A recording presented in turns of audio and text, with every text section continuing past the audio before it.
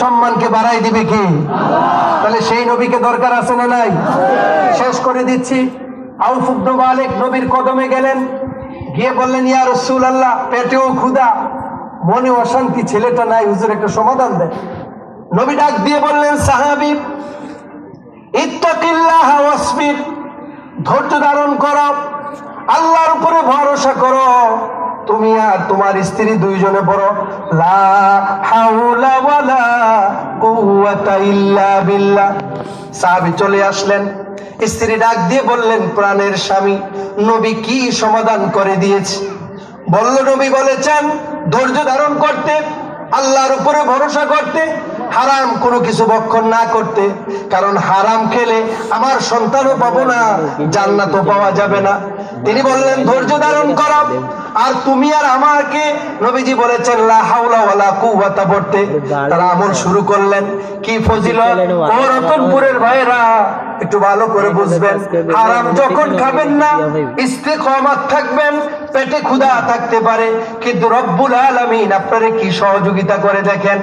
কয়েকদিন পর আল্লাহ পাক এই সাহাবীর ছেলের, তার চতুর্পাশে যত মুশরিকেরা বডিগার্ড হিসেবে ছিল, প্রত্যেককে বেহুশ করে দিলেন, আর ওই সাহাবীর ছেলেকে বেঁধে রেখেছিল।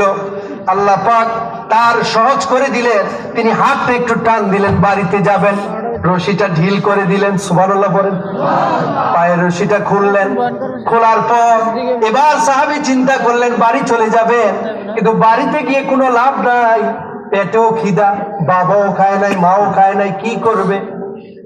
মুফাসসির বর্ণনা করেন, সাহাবীর ছেলে পিছনের দিকে তাকিয়ে দেখে ওই মুশরিকদের প্রায় ৪৫০০ বকরির একটা বিশাল পাল, বর্তমান জামানায় প্রায় ৪.৫ কোটি টাকার উপরে হবে।